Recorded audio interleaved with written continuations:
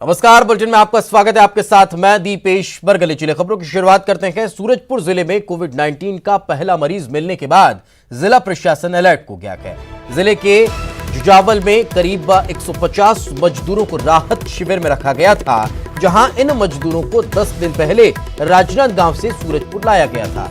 स्वास्थ्य विभाग ने कुछ मजदूरों के सैंपल जांच के लिए भेजे थे, जिसमें एक शख्स में कोरोना की पुष्टि हुई, जिसके बाद मरीज को रायपुर भेजा गया। इसके अलावा शिविर में रह रहे 8 और लोग भी संदिग्ध पाए गए हैं, जिनका सैंपल रायपुर भेजा गया है।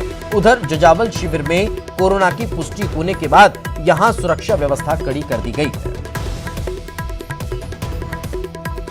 जिले का एक व्यक्ति है जो जुजावल में हुए थे और उनको भी पॉजिटिव पाया गया है। रैंडम सैंपलिंग के दौरान उनको भी एहतियात के लिए उनका कंटेनमेंट जोन क्रिएट कर दिया गया है और वो व्यक्ति अपने मिलेगा नहीं। जशपुर जिले में कोरोना संक्रमित एक संदिग्ध के सामने आने के बाद जब जिले में हाई अलर्ट घोषित कर दिया गया, राजनांदगांव राहत शिविर से आए एक मजदूर में रैपिड टेस्ट में रिजल्ट पॉजिटिव आया है। अब इस मजदूर का ब्लड सैंपल रायपुर के एम्स भेजा जा रहा है। प्रशासन ने एहतियातन जिले में सख्ती बरतनी शुरू कर दी है। जशपुर जिले में राजनांदगांव से 144 मजदूरों को लाया गया था, जिन्हें जिले के 4 राहत शिविरों में रखा गया था। सूरजपुर जिले में राजनांदगांव से आए एक मजदूर के कोरोना पॉजिटिव आने के बाद जिले में भी प्रशासन ने राजनांदगांव से आए सभी मजदूरों का रैपिड टेस्ट कराया, जिसमें लुड़ेंग के राहत शिविर में एक मजदूर का रैपिड टेस्ट में रिजल्ट पॉजिटिव आया है। मजदूर का ब्लड सैंपल रायपुर के एम्स भेजा गया है।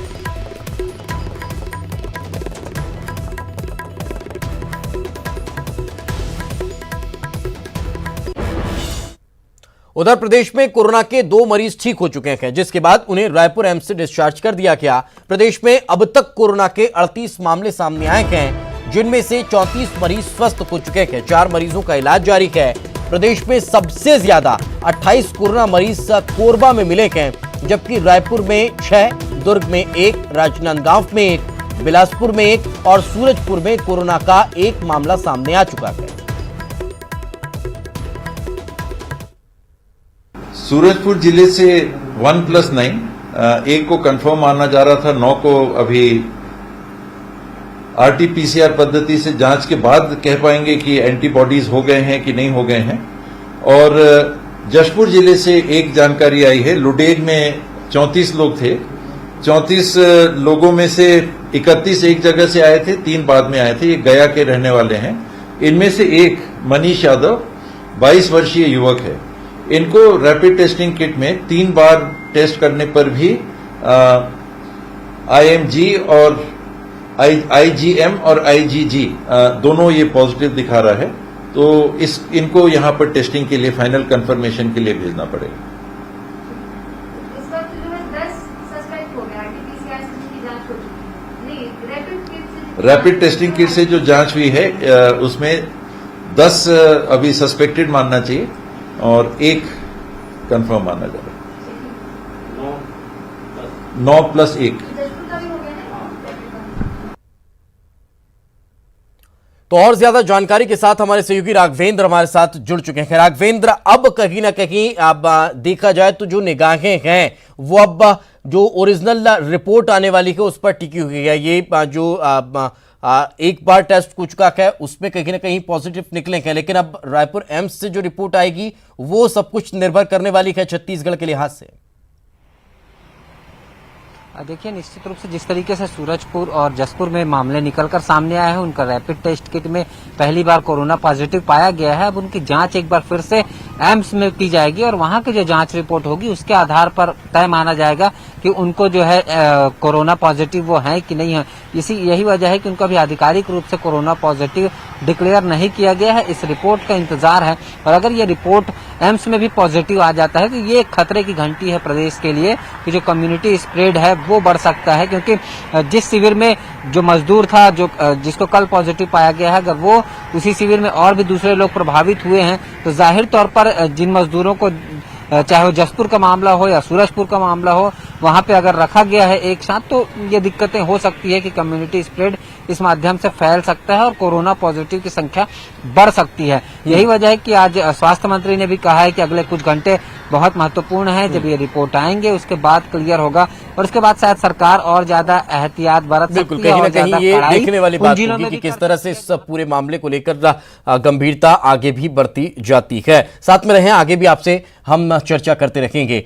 रायपुर से एक और खबर निकलकर सामने आ रही है। प्रदेश के मजदूरों की वापसी की तैयारी अब तेज हो गई है। मुख्य सचिव आरपी मंडल ने कलेक्टरों को पत्र लिखा है।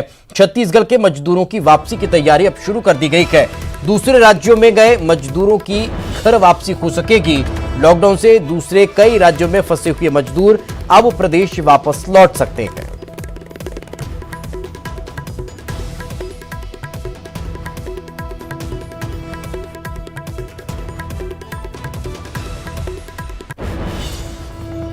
तो अब मजदूरों की वापसी के रास्ते भी खुलते हुए नजर आ रहे हैं और छत्तीसगढ़ में मजदूरों की वापसी के लिए तैयारी शुरू हो चुकी है। कलेक्टरों को पत्र लिख दिए गए हैं। हमारे सहयोगी राघवेंद्र हमारे साथ जुड़े हुए हैं, उन्हीं से बातचीत करते हैं। राघवेंद्र, आकर किस तरह से अब मजदूरों को लाने की व्यवस्था होगी, ले आया जाएगा, उसके बाद कहाँ क्वारंटीन सेंटर बनेंगे, कहाँ किन किन जिलों में किस तरह से व्यवस्थाएं अब जुटाई जाएंगी?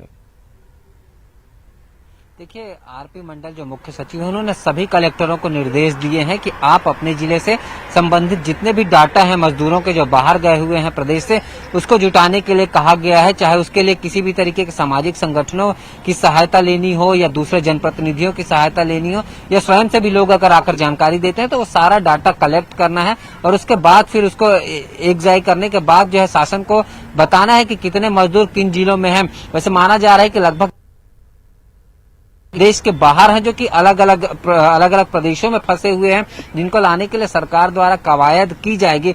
जाहिर तौर पर न केवल मजदूर बल्कि बड़ी संख्या में नागरिक भी फंसे हुए हैं, जिसके लिए भी प्रयास किया जा रहा है। जिस तरीके से विधानसभा की ओर से कहा गया है कि विधायकों को भी कहा गया है कि वो भी एक जानकारी जुटाएं, अलग अलग सभी जो विधायक हैं अपने क्षेत्र के, चाहे मजदूरों का हो या आम नागरिकों का, उनका डाटा जो है वो कलेक्ट करें। बिल्कुल, तो पहले कहीं ना कहीं डाटा कलेक्ट करने की तैयारी हो रही है और उसके बाद फिर इन्हें लाने की व्यवस्था शुरू की जाएगी। बहुत बहुत शुक्रिया राघवेंद्र इस तमाम जानकारी के लिए। कोरोना काल के बीच छत्तीसगढ़ में निवेश के लिए सीएम भूपेश बघेल ने कवायद शुरू कर दी है। इस बात की जानकारी सीएम ने ट्वीट कर दी है। उन्होंने ट्वीट कर कहा है कि छत्तीसगढ़ में विदेशी निवेश आमंत्रित करने के लिए सैद्धांतिक मंजूरी दे दी है। राज्य में इलेक्ट्रॉनिक्स, ऑटोमोबाइल, आयरन स्टील, भारी इंजीनियरिंग, टेक्सटाइल, ऑप्टिकल फाइबर जैसे उद्योगों को आमंत्रित करने के लिए विभाग पहल करेगा।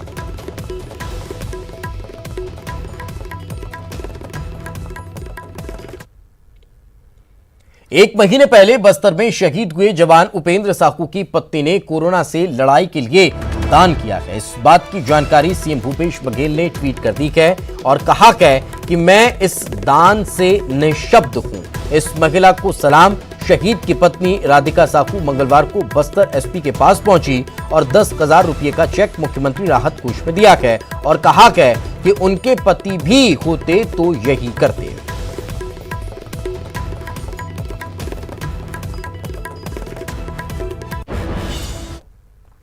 राजस्थान के कोटा से वापस रायपुर पहुंचे छात्रों का मेडिकल टेस्ट किया गया। सड्डू प्रयास के बच्चों के टेस्ट नेगेटिव आए हैं। सभी बच्चों को क्वारंटीन किया गया है। इन छात्रों को किसी से भी मिलने की अनुमति नहीं होगी।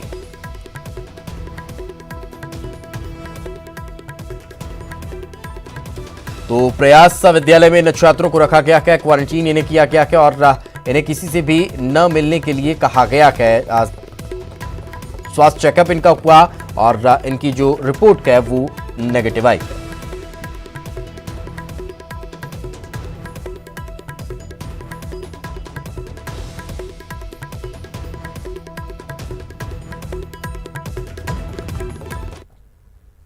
ब्रेक के बाद एक बार फिर आपका स्वागत है और चलिए अब देखते हैं खबरें सरपट अंदाज में। दुर्ग के शंकरनगर में लोगों की मदद के लिए निःशुल्क सब्जी वितरण के दौरान न किस तरह से लॉकडाउन की धज्जियां उड़ाई गई हैं। दुर्ग के शंकरनगर क्षेत्र में परेशान लोगों की मदद के लिए निःशुल्क सब्जी वितरण का आयोजन किया गया था, लेकिन न मुफ्त में सब्जियां पाने के चाह रखने वालों ने लॉकडाउन के नियमों को ताक पर रख दिया। सैकड़ों की संख्या में लोग मुफ्त की सब्जियां लेने के लिए टूट पड़े और सोशल डिस्टेंसिंग का पाठ भूल गए। प्रशासन ने इस तरह भीड़ इकट्ठा होने पर कार्रवाई की बात कही है। बिलासपुर में राजस्थान के कोटा में कोचिंग करने गए दुर्ग संभाग के बच्चों को बिलासपुर के 4 निजी स्कूलों में ठहराया गया है। राजस्थान से छत्तीसगढ़ लाए जाने के बाद सभी बच्चों को अलग अलग मुख्यालयों में क्वारंटीन किया गया है। दुर्ग के बच्चे शहर के निजी स्कूलों में ठहराए गए हैं। विधायक शैलेश पांडे बुधवार को बच्चों से मिलने व उनका हालचाल जानने के लिए स्कूल पहुंचे और छात्रों से व्यवस्था को लेकर चर्चा की है। लॉकडाउन की वजह से अलग अलग राज्यों में फंसे हुए छत्तीसगढ़ के छात्रों को घर वापसी की उम्मीद जाग उठी है। ऐसे छात्रों को घर लाने के लिए योजना बनाई जा रही है। इसको लेकर रायपुर, रायगढ़ सहित प्रदेश के कई जिलों के कलेक्टरों ने प्रयास तेज कर दिए हैं। बाकायदा इसके लिए नोडल अधिकारी की नियुक्ति की गई है।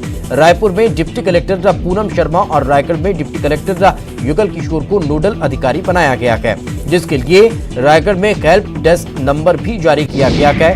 गौरतलब है कि कर्नाटक में फंसे हुए रायपुर के 24 छात्रों के अभिभावकों ने मदद की गुहार लगाई है। नक्सलियों से लड़ रही सीआरपीएफ इन दिनों कोरोना वायरस को लेकर गांव-गांव में जागरूकता अभियान चला रही है। सीआरपीएफ की महिला कमांडो भी ग्रामीण इलाकों में स्थानीय भाषा गोंडी, दुर्वा और खलबी में कोरोना के बचाव के लिए बीमारी को लेकर जागरूक लोगों को कर रही है। साथ ही लोगों को सैनिटाइज भी किया जा रहा है। सीआरपीएफ नक्सली इलाके में लोगों की हर संभव मदद करने में लगी हुई है। नक्सल प्रभावित दोरनापाल के गांव देवरपल्ली में सीआरपीएफ की 74वीं बटालियन ने सिविक एक्शन के तहत एक कार्यक्रम रखा था। यहां आसपास गांव के करीब 300 ग्रामीणों को कोरोना के बारे में जानकारी दी गई और उससे बचाव के सुझाव दिए गए। कोंडागांव पुलिस ग्रामीण इलाकों में प्रोजेक्टर के जरिए लोगों को कोरोना संक्रमण से बचाव के सुझाव दे रही है। कोंडागांव जिले के अंदरूनी इलाके में नेटवर्क की समस्या आम है।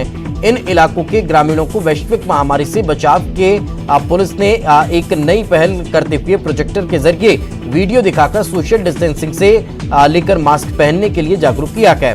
पुलिस की इस पहल से ग्रामीण भी बेहद खुश हैं। डीएसपी दीपक मिश्रा ने कहा है कि दूरस्थ इलाकों के ग्रामीणों को कोरोना के प्रति जागरूक करने का प्रयास है।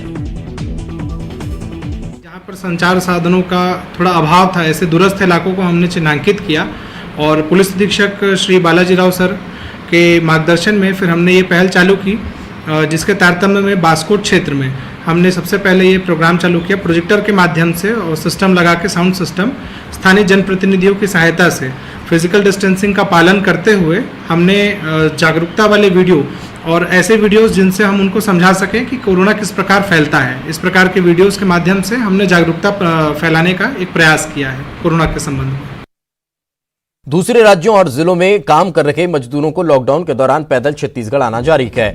महाराष्ट्र से करीब 50 मजदूर पैदल चलकर बालोद पहुंच चुके हैं। इसी तरह मजदूर राजनांदगांव जिले के खैरागढ़ के गड़ाघाट से तकरीबन 70 किलोमीटर पैदल चलकर बालोद पहुंचे। मजदूरों की माने तो वो लोग राजनांदगांव जिले से भेड़ बकरी चराने काम के लिए गए हुए थे, लेकिन काम बंद होने के बाद लोग अपने गांव बस्तर क्षेत्र पैदल पहुंच रहे हैं। जगदलपुर में क्वारंटीन किए गए आंध्र प्रदेश के 2 ट्रक ड्राइवर फरार हो गए हैं। दोनों को मिकाज अस्पताल में भर्ती कराया गया था, जहां से दोनों खिड़की का शीशा तोड़कर फरार हुए हैं। अस्पताल में लगे हुए सीसीटीवी कैमरे में दोनों ड्राइवरों की करतूत कैद हो गई है, जिसके बाद सुकमा में पुलिस ने दोनों को पकड़ लिया। गौरतलब है कि दोनों ड्राइवरों को पुलिस ने आंध्र प्रदेश और छत्तीसगढ़ की सीमा पर पकड़ा था। राजस्थान के कोटा से मंगलवार देर रात कांकेर पहुंचे छात्र छात्राओं को क्वारंटीन किया गया। बस्तर संभाग के 6 जिलों के छात्रों को कांकेर के इमलीपारा बालक बालिका हॉस्टल में ठहराया गया है। इन सभी को 14 दिनों के लिए क्वारंटीन किया गया और इनकी सुरक्षा के लिए पुलिस कर्मियों को तैनात किया गया है। इन छात्रों से किसी को मिलने की इजाजत नहीं है। कोरोना को लेकर बलौदाबाजार जिले के मेडिकल स्टाफ भी खासे परेशान है। जिले में आने वाले दिनों में पॉजिटिव मरीजों से निपटने जिला अस्पताल को तैयार किया जा रहा है। यहाँ कुल कोरोना मरीजों की संख्या लगातार बढ़ती जा रही है, उनके लिए व्यवस्था की गई है। 2 कोरोना वार्ड की व्यवस्था कर अस्पताल को आपातकालीन स्थिति से निपटने तैयार किया जा रहा है। इसके अलावा बुखार, सर्दी, जुकाम के मरीजों की पहचान कर उनके सैंपल जांच के लिए रायपुर भेजे जा रखे हैं। अभी तक जिले के 83 संदिग्धों के सैंपल जांच के लिए रायपुर भेजे गए हैं, जिनमें से 67 रिपोर्ट नेगेटिव आई है, जबकि बाकी लोगों की रिपोर्ट आना बाकी है। कोरोना वायरस के संक्रमण से लोगों को बचाने के लिए जगदलपुर के संजय बाजार में अब लगाया गया है सैनिटाइजर। टनल प्रशासन ने हटा दिया है। कुछ समय पहले संभाग की सबसे बड़ी सब्जी मंडी के पास कृषि महाविद्यालय के द्वारा टनल लगाई गई थी। बताया जा रहा है कि सैनिटाइज करने के लिए पानी में जो केमिकल मिलाया जा रहा था वो बहुत ज्यादा नुकसानदायक था और उससे लोगों के स्वास्थ्य पर बुरा असर पड़ रहा था। बिलासपुर शहर में जनप्रतिनिधियों की कोरोना जांच के बाद बुधवार को बिलासपुर पुलिस का कोरोना टेस्ट किया गया है। पुलिस अधीक्षक प्रशांत अग्रवाल और पुलिस स्टाफ ने कोरोना टेस्ट कराया है। लोगों से सीधे संपर्क में आने वाले पुलिस स्टाफ की सबसे ज्यादा जांच की गई है। वहीं ग्रामीण क्षेत्रों के 65 अधिकारी और कर्मचारियों के स्वास्थ्य की जांच कराई गई। बस्तर और नारायणपुर जिले की सीमा पर मुठभेड़ में एक महिला नक्सली ढेर हो गई। वारसूरपल्ली सड़क निर्माण कार्य की सुरक्षा में निकले जवानों के साथ बुधवार की सुबह ये मुठभेड़ हुई थी। मुठभेड़ में 45 मिनट तक का चलने के बाद नक्सली नदी पार कर भाग खड़े हुए। जवानों पर हमले से पहले नक्सलियों ने आईईडी ब्लास्ट किया। गोलीबारी और विस्फोट में प्रधान आरक्षक राजकुमार सोली के बाएं जांघ और बाएं कंधे में चोट आई थी। वहीं आरक्षक का वाल कवर बघेल को बाईं कोहनी में गोली लगी है। नारायणपुर नक्सली मुठभेड़ में घायल हुए 2 जवानों को रायपुर लाया गया है। यहां लाने के बाद इन्हें बेहतर उपचार के लिए रामकृष्ण अस्पताल में भर्ती कराया गया है। अस्पताल के डॉक्टरों के मुताबिक दोनों जवान फिलहाल खतरे से बाहर हैं।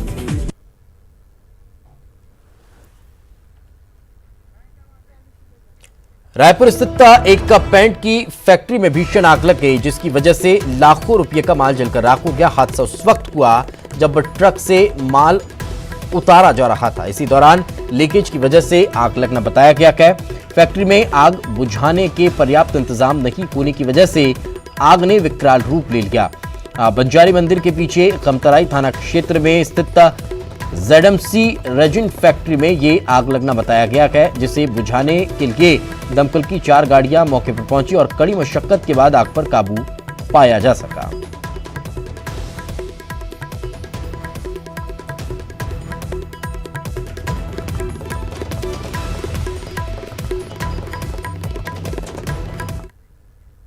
कोरोना को लेकर कोई कंफ्यूजन न रहे, लोगों को सही और पूरी जानकारी मिलती रहे, यही वजह है कि न्यूज 18 ने कोरोना कंट्रोल रूम तैयार किया है, जहां पर हम दर्शकों के मन में उठ रहे सवालों के जवाब अपने एक्सपर्ट और डॉक्टर के जरिए देने की कोशिश कर रहे हैं। इसी कड़ी में आज हमारे साथ जुड़ी है डॉक्टर उषा M कुमार, जिन्होंने दर्शकों के सवालों के जवाब दिए।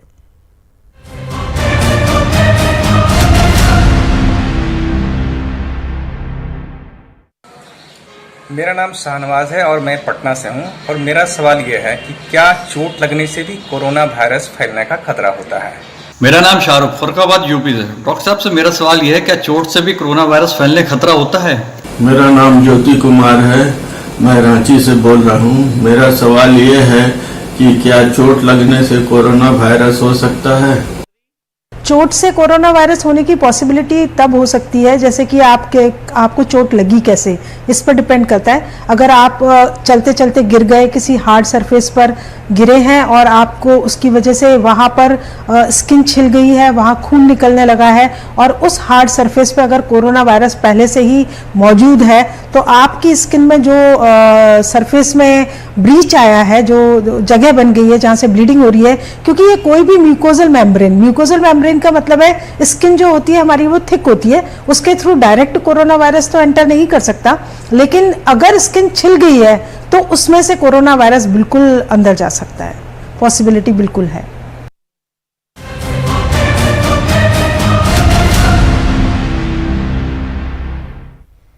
और चलिए इसी के साथ इस बुलेटिन में फिलहाल इतना ही। खबरें लगातार जारी हैं।